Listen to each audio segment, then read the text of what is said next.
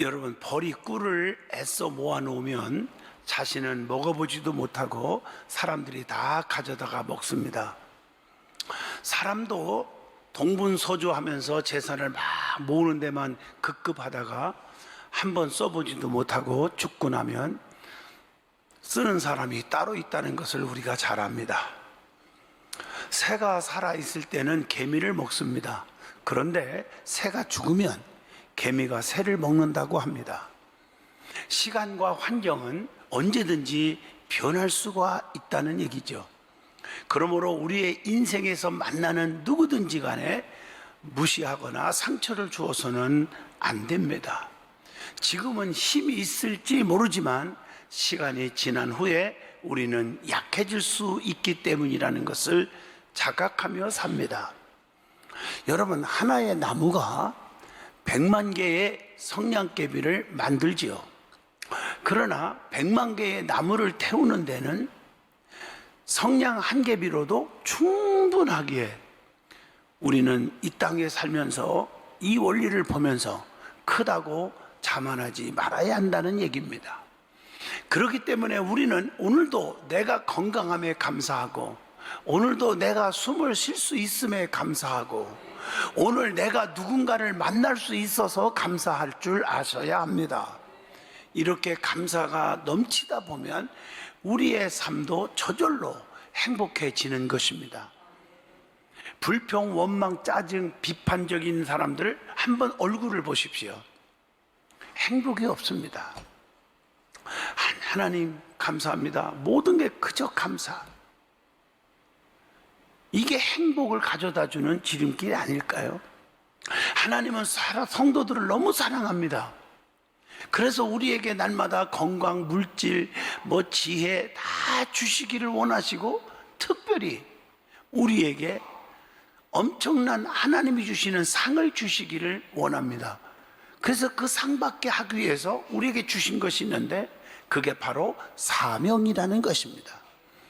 그 사명을 잘 감당할 수 있도록 약한 자에게는 강하게, 미련한 자에게는 지혜를, 눈먼 자에게는 보게 함을, 걷지 못하는 자에게는 걷게 함을, 가난한 자에게는 부함을, 병든 자에게는 치료함을, 죽을 자는 살려주셔서 하나님의 일을, 사명을 감당케 하시는 것입니다.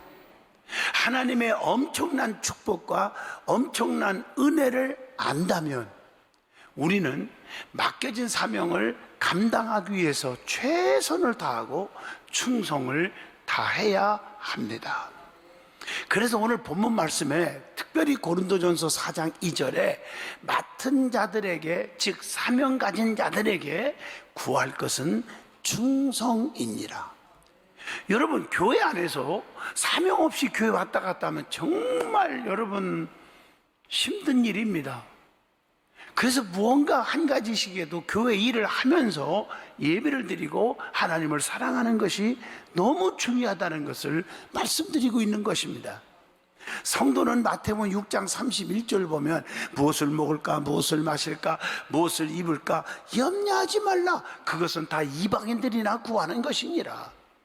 그러나 마태복음 6장 33절 보세요. 너희는 먼저 그 나라와 그 일을 구하라. 그리하면 이 모든 것을 더하여 주시리라. 이렇게 약속을 하고 계십니다. 여러분, 그 나라와 그 일을 구하라고 하는 말씀 가운데에는 이게 무슨 뜻일까? 충성을 구하라는 말씀이 내포되어 있다는 것입니다. 여러분, 충성이란 무엇일까요? 중심에서 우러나오는 그 감사와 보답의 행위, 이것이 바로 충성입니다. 어떤 상황이나 어떤 조건이나 어떤 시간에 따라서 변질되는 것이 아니라 모든 것을 초월해서 맡겨주신 직분에 대한 엄숙한 순종의 행위가 바로 충성인 것입니다.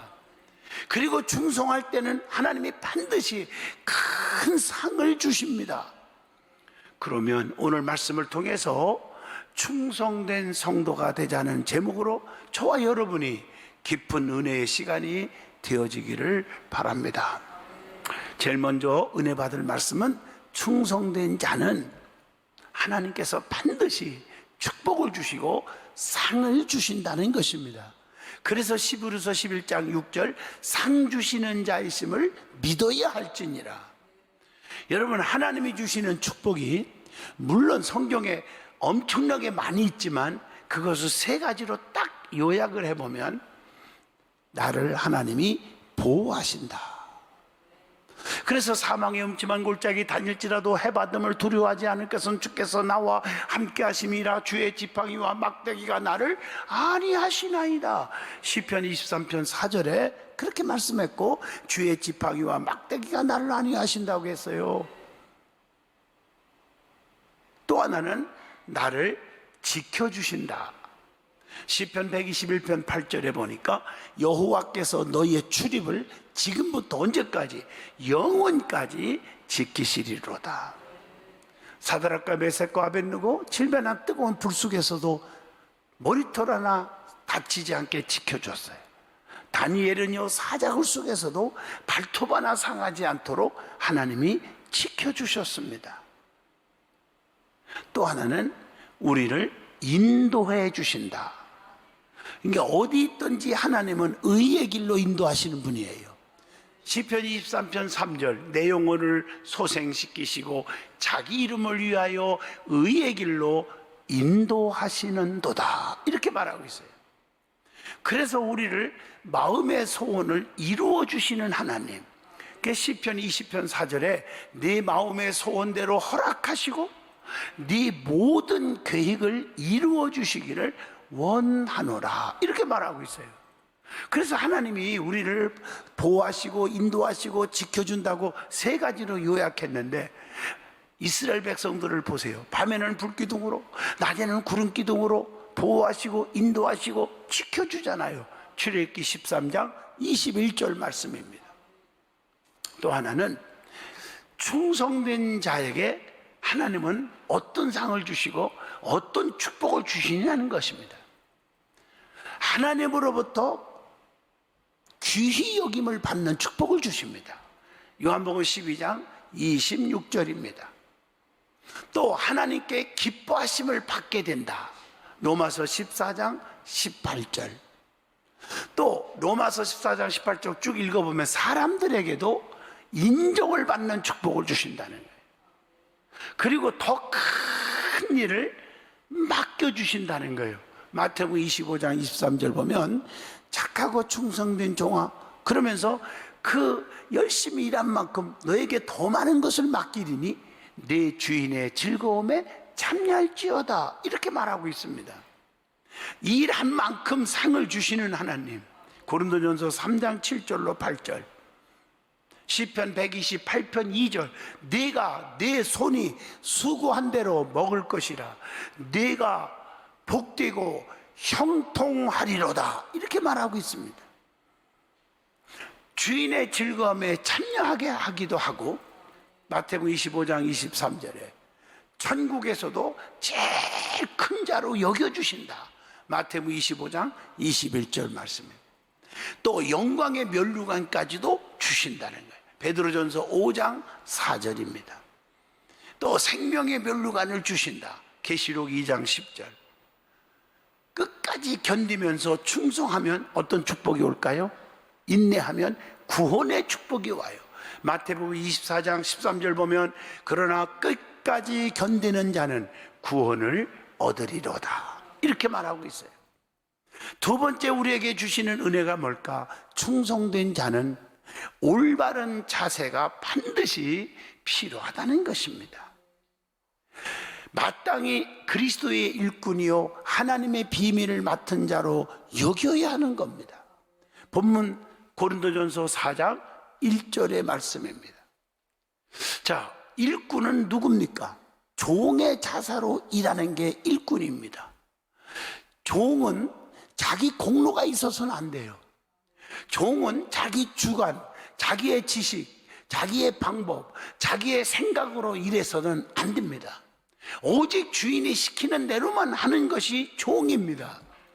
그리고 종은 지체 없이 일을 하는 거예요. 마가복음 11장 3절 말씀입니다. 종은 맡겨진 대로만 일을 해야 됩니다. 내 마음대로 하면 안 돼요. 마가복음 13장 34절. 종은 자기 뜻대로가 아니라 하나님의 뜻대로만 일을 해야 합니다. 요한복음 4장 34절입니다. 반드시 종은 열심히 한 만큼 그 이후에 반드시 셈을 할 날이 온다는 것을 알고 일을 하셔야 합니다. 고린도전서 4장 5절입니다. 또 그래서 종은 견고하며 흔들리지 않고 힘써서 일을 해야 되는 거예요. 고린도전서 15장 58절입니다. 그리고 종은 먼저 선한 일에 본을 보여야 합니다. 디도서 2장 7절입니다. 자, 그러면 우리는 종의 자세를 가지고 충성하는 게 바른 자세인데, 충성된 자는 어떤 자입니까? 하나님의 비밀을 맡은 자로 여겨야 한다. 그러니까 믿는 자들의 영적인 비밀이 분명히 있는 거예요. 그 비밀 중에 하나님의 비밀이 있잖아요. 고린도전서 4장 1절입니다. 그리스도의 일꾼이요 하나님의 비밀을 맡은 자로 여길지어다. 여러분, 하나님의 비밀들이 얼마나 많은 줄 아십니까? 계시록 10장 7절 말씀도 하나님의 그 비밀이 이루어지리라 하더라. 이렇게 뭐와 함께? 복음과 함께 이렇게 말하고 있습니다. 자, 그러면 비밀이 뭘까? 그리스도 하나님의 비밀 뭐 이렇게 말했는데, 말씀이 그리스도의 비밀입니다. 에베소서 3장 4절입니다. 여러분, 믿지 않는 세계에서는 말씀을 하나님의 비밀로 우리가 얘기해도 되냐? 아무것도 몰라. 말씀을 압니까? 말씀 속에 생명 있고, 말씀 속에 능력 있고, 말씀 속에 기적 있고, 말씀 속에 구원 있고. 오늘 이걸 불신자들이 아냐고요.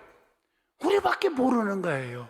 그래서 저와 여러분은 말씀을 너무 사랑하지만 세상 사람들은 말씀 얘기하면 콧방울도 안 깨요. 그리고 두 번째는 맡은 자들의 구할 것은 오직 충성이니라. 고린도전서 4장 2절의 말씀입니다. 교회는 항상 세 가지 종류의 사람이 있어요. 제가 이거 하나하나 설명하면 너무 좋겠지만 시간이 그렇게 많지가 않아요. 여러분들이 지혜로 해석하기를 바랍니다. 나는 어떤 종류의 신자인가? 셋 중에 하나. 억지로 교회 온 자가 있고, 와주는 자가 있어, 체면 때려서. 그 다음에 은혜를 간절히 사모하고 구원의 감격 속에서 나오는 자가 있다. 여러분, 어떤 자입니까? 또 헌신도 안 하는 자가 있고, 헌신을 못 하는 자가 있고, 열심히 헌신하는 자가 있습니다. 여러분은 어떤 자입니까? 철따라 날아다니는 철새 신자가 있고, 그냥 기회주의자, 박주 신자가 있고, 그냥 세상 말에 귀를 기울이지 않고 시험 들지 않고 창공을 향해 올라가는 독수리 신자가 있어요. 나는 어떤 신자입니까?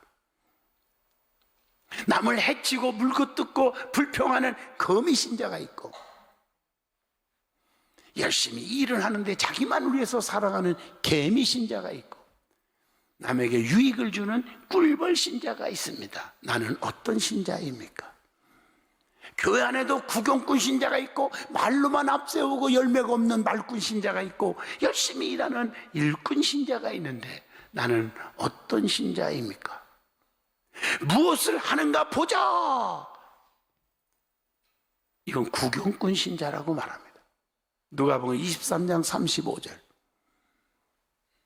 무엇을 하더라. 말 떠드는 말꾼 신자. 갈라디아서 4장 17절. 무엇을 내가 했습니다, 했노라, 확신합니다 라고 하는 일꾼 신자가 있습니다. 마태복음 26장 6절로 7절입니다. 제가 부흥회 가면서 성도들에게 물어봅니다. 우리는 세 가지가 있습니다. 구경꾼 신자 있고, 말꾼 신자가 있고, 일꾼 신자 있는데 여러분은 무슨 신자입니까? 하면 거의 99.99%가 큰 소리로 일꾼입니다. 그래서 내가 여기서 일꾼이라고 소리 지르는 사람들은 99.99%가 다 말꾼입니다, 이렇게 말했어요. 일꾼이 아닌데 일꾼이라고 했으니 말꾼이다, 이 말이죠. 그리고 충성스러운 자는 결단, 다짐이 필요합니다. 항상 진실과 사랑과 의로움으로 그래서 살아가야 되는 거예요. 창세기 39장 23절. 항상 겸손해야 돼요. 그래야 사람이 따라요. 출애굽기 3장 11절. 여러분, 교회 안에서 성도들 보세요. 누구든지 야, 저 사람은 존경해, 저 사람은 사랑해, 사람들 저 사람하고 교제하고 싶어 막 따르는 사람 있는가 하면 몇 분만 좀 좋아하고 끼리끼리, 나머지는 사람들이 등을 돌리는 사람도 있지 않습니까? 그런데 본인이 그걸 또 모르고 살아가는 성도들도 있어요. 안 됩니다. 겸손할 때 사람이 따라요. 이걸 아셔야 돼요. 또 항상 지혜롭게 살아야 한다. 마태복음 24장 45절로 47절까지입니다. 그리고 항상 성령 충만하여야 합니다. 사도행전 6장 3절입니다. 사람들에게도 인정받는 자가 되라는 거예요. 그러면 하나님께서 충성된 자에게 주시는 축복들이 있어요. 그게 뭘까? 자, 충성된 자에게 직분을 주셔서 상을 받게 하신다. 이게 축복이에요. 또 충성된 자에게 많은 이것저것 그냥 부족함이 없는 축복을 주신다. 잠언서 28장 20절, 디모데전서 1장 12절 다 나오잖아요. 또 충성된 자는 양약이 되게 하신다. 잠언서 13장 17절. 또 충성된 자는 하나님으로부터 칭찬을 받게 된다. 고린도전서 4장 5절입니다. 자, 세 번째, 우리 충성스러운 성도는 어떻게 해야 되느냐? 아무것도 판단하지 말아야 한다. 본문 고린도전서 4장 3절로 5절의 말씀입니다. 충성된 자는 절대적으로 남을 비판해서는 안 돼요. 마태복음 7장 3절, 제 눈에 티는 보고 형제의 눈 속에 있는 티는 보고 내 눈 속에 있는 들보를 깨닫지 못하느냐, 이렇게 말했잖아요. 충성된 자는 분쟁이 없이 행해야 한다. 고린도전서 1장 10절. 또 충성된 자는 헛된 말을 절대로 해서는 안 된다. 디도서 1장 10절. 자, 세 번째 우리에게 주시는 교훈이 뭘까? 충성된 자는 반드시 어떻게 충성해야 되는지를 아셔야 합니다. 첫째, 누가 보지 않아도 은밀하게 충성해야 돼요. 마태복음 25장 10절입니다. 오른손이 하는 일 왼손이 모르게 하라고 마태복음 6장 3절에 말했습니다. 그리고 하나님의 눈은요, 충성된 자를 모두 살펴보시고 하나님과 함께 거하게 하시는 축복을 주신다는 거예요. 시편 101편 6절입니다. 예수님은요, 나다나엘을 빌립이 부르기 전에 무화과 나무 아래 있을 때 보고 계셨다, 이런 말씀이 나와요. 요한복음 1장 48절에. 하나님은요, 다 보고 계신다, 다 알고 계신다는 거예요. 여러분, 제가 시편 138편 6절이나 139편들을 달달 외우라고 그랬잖아요. 하나님은 높이 계셔도 낮은 자를 굽어 살피시고 멀리서도 교만한 자를 다 아신다. 앉고 일어섬까지도 아시고 멀리 계셔도 하나님 거기 계시고 생각을 밝혀주시고 다 아신다. 내 혀의 말을 알지 못하는 것이 하나도 없으시니다. 사람들은 없는 데서 중얼중얼, 또 없는 데서 끼리끼리 모여서 쑥덕쑥덕 이거 하는 그걸 하나님은 다 듣고 계시고 알고 계신다. 이게 하나님 말씀이에요. 하나님의 살아계심, 전능하심을 믿지 않기 때문에 말을 함부로 하고 행동을 함부로 하는 것입니다. 기억하시기를 바랍니다. 그리고 하나님은 다윗이 누가 보지 않아도요, 끝까지 들에서 양을 지키고 있는 걸 보고 계셨어요. 사무엘상 16장 11절. 사람들을 볼 때 다윗을 우습게 여긴 거예요. 저 막둥이 저거, 아유 저거. 근데 하나님은 데리고 오래 그 사람을. 내 마음에 합한 자요. 세상 사람들을 알아주는 사람, 보는 사람 없지만 쫙 뱉어서 자기 맡겨진 사명을 누가 알아주든 안 알아주든 끝까지 충성하는 거 하나님이 다 보고 계셨어. 내 마음에 합한 자야, 기름 부어 세우라. 이스라엘의 2대 왕으로, 왕중왕으로 다윗을 세워서 쓰신 줄로 믿습니다. 두 번째, 지극히 작은 일에도 충성해야 합니다. 마태복음 25장 23절입니다. 교회에서 주의 일은 크고 작은 것이 없습니다. 내 잘못된 생각을 바꿔야 합니다. 직분이 높고 낮은 게 없습니다. 감투직이 아닙니다. 목에 힘을 줘서는 안 됩니다. 명심하셔야 합니다. 지극히 작은 일에도 충성된 자는 큰 일에도 충성된 자니라. 얼마나 멋있습니까? 말씀이. 작은 일을 잘하면 더 큰 일을 더 맡겨주신다. 마태복음 25장 23절입니다. 그래서 직분은 겉보고 판단해서는 안 됩니다. 예배 출석을 잘하는 거 보고 판단하세요. 여러분, 누가 말했건 목사도 마찬가지고 장로님도 성도들도 다 마찬가지요. 예배를 많이 드리는 사람이 진짜 믿음 있는 사람이고 하나님을 만나고 싶은 것, 그게 주님을 사랑하는 사람입니다. 세 번째, 변치 않고 끝까지 충성하여야 한다고 그랬어요. 그래서 죽도록 충성하라, 그리하면 내가 네게 생명의 관을 주리라고 계시록 2장 10절에 말씀한 겁니다. 여러분, 안나라는 여인은 과부된 지 84년 동안이나 성전을 떠나지 않았고 주를 위해서 무릎 꿇고 기도하고 충성했다고 나옵니다. 누가복음 2장 37절, 칭찬받는 사람이잖아요. 에바브로디도는 죽기까지 충성했다고 빌립보 2장 30절에 칭찬합니다. 누시라는 여인은 시어머니 나오미를 끝까지 도와서 기업물일 자인 보아스를 만나서 축복받고 예수님의 조상이 되는 축복을 누립니다. 룻기서 3장 10절로 11절입니다. 네 번째, 충성할 때 사명감으로 충성하세요. 본문 2절입니다. 직분은 주님께서 주신 사명임을 깊이 생각해야 돼요. 고린도전서 4장 1절 본문입니다. 그래서 항상 감사함으로 기쁨으로 이 사명을 감당하시기를 축복합니다. 항상이에요. 데살로니가전서 5장 16, 17, 18절 항상 쉬지 말고 범사에, 아시죠? 이것이 하나님의 뜻이래요. 그래서 이 사명을 감당하기 위해서는 하나님 앞에 간절히 기도해야 합니다. 다니엘서 6장 10절.